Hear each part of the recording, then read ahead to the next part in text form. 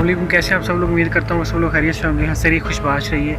मैं आप सबको वेलकम करता हूँ आपके अपने YouTube channel Arsalan Afzal vlogs में। तो हमारा आज का व्लॉग है कि सऊदी अरब में जो काम की सिचुएशन है वो कैसी है। सबसे पहले मुझे ये मैं किसी की दिल आज़ारी नहीं करना चाहता और किसी को मिसगाइड भी नहीं करना चाहता।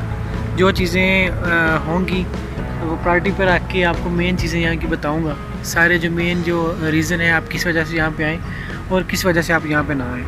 सबसे पहले यहाँ आने की वजह कि पाकिस्तान के हालात कुछ इस तरह के हैं कि हर बंदा चाहता है कि मैं एक अच्छा सर्वाइवर मुझे मिले, मैं अपने बच्चों के लिए कुछ अच्छा कर सकूं, अपने सिबलिंग्स के लिए अच्छा कर सकूं, अपने पेरेंट्स के लिए कुछ अच्छा कर सकूं। लेकिन मसला ये है कि उसके साथ साथ आपको दूसरे पहलू को भी मद्देनज़र रखना होता है। अगर तो आप टेक्निकल लिहाज से देखें तो कुछ इस तरह के मामलात हैं कि अगर आपके पास स्किल्स हैं, मतलब मैं पहले भी मेरी वीडियो इसी चीज़ पे होती है कि अगर, क्योंकि मैं चाह रहा हूँ जो चीज़ें मैंने क्लियर की हैं यहाँ पे वो कोई और बंदा ना करे।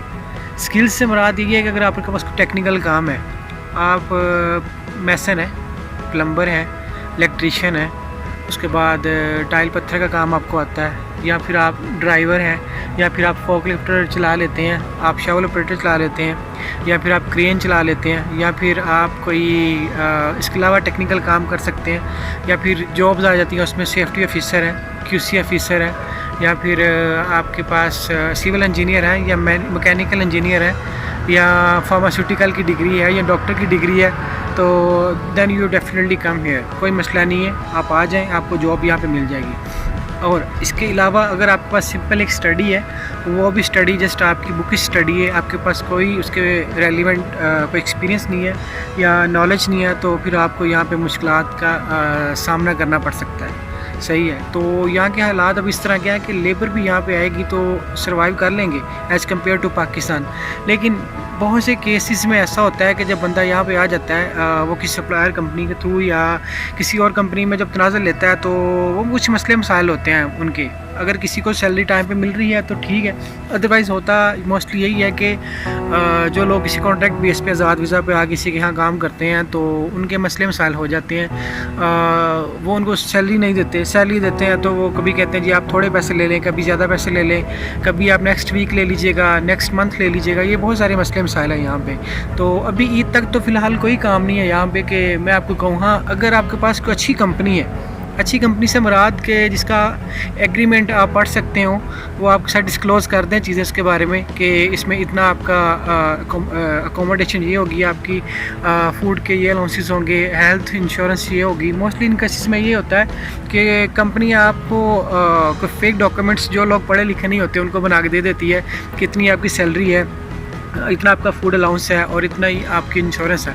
लेकिन वो चीज़ें यहाँ पे होती नहीं है। मैं जिन लोगों से मिला हूँ सब लोग तंग हैं। अगर किसी का काम लगा हुआ है तो वो सैलरी उसको नहीं मिल रही, सैलरी दे रहे हैं तो कम दे रहे हैं। किसी का इंश्योरेंस का प्रॉब्लम है, किसी को वो टाइम ड्यूटी का प्रॉब्लम है। जो मेन चीज़ है यहाँ पे, अगर आपको सुकून ही नहीं है, मतलब अगर आपको 8 घंटे का कह के वो 12-12 घंटे काम करवा रहे हैं, फिर तो मुश्किल काम है ना। अगर आप पाकिस्तान के हालात देखें फिर आप कहते हैं आप किसी भी सूरत हाल में यहाँ पे आने के लिए राज़ी हो जाते हैं। लेकिन अगर मैं आपको कहूँ तो भाई अभी रुक जाएं, अभी कुछ हालात यहाँ के साजगार नहीं है। और जो पढ़े लिखे लोग हैं, अगर उनके पास स्किल्स हैं तो यहाँ रिटर्न है, वो उनको लैंग्वेज आती है यहाँ की, तो वो आ जाएं। अगर उनको लैंग्वेज भी नहीं आती है, वो गल्फ रिटर्न भी नहीं है, तो फिर यहाँ पे आ जाएं। लेकिन उनको टाइम लगेगा, कोई 4 माह लगते हैं, वो 5 माह लगते हैं।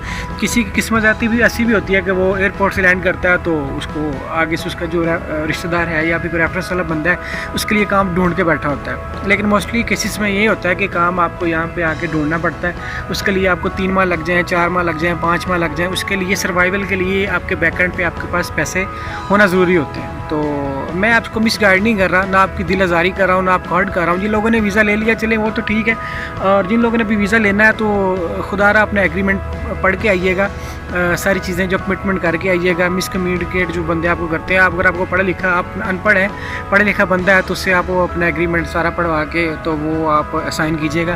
तो प्रॉपर जो है आपने यहाँ पे आना है तो अपने आपको मेंटली और फिज़िकली प्रिपेयर करके आना है, क्योंकि मोस्टली आप पाकिस्तान में काम करने के एडिक्ट नहीं होते। मतलब कि मजदूरी वाला काम वहाँ पे हो रहा है, यहाँ पे हो रहा है। यहाँ पे आपको सुबह 5 बजे उठा लेते हैं और शाम 5-6 बजे तक काम करवाते हैं, पैसे भी आपके मारे जाते हैं। मतलब अगर कंपनी में आना है तो आपने एग्रीमेंट पढ़ के आना है। आज़ाद वीज़ा पे अभी अगर आपके पास टेक्निकल स्किल्स है तो आ जाएँ, अदरवाइज़ आप अभी स्टे कीजिए। अगर आपको मेरी वीडियो अच्छी लगी हो तो प्लीज़ लाइक और सब्सक्राइब कीजिएगा और चैनल को और भी लोगों के साथ शेयर कीजिएगा। अस्सलाम वालेकुम।